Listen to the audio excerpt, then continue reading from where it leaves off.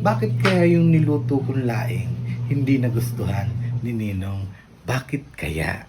Kasi yung pala gustong gusto niya. Nagpaluto ulit.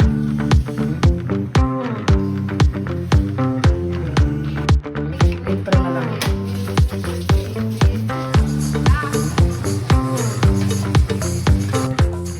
Yan. Gamit tayo ngayon ng pangalawang gata. Ayan. Lagyan na natin.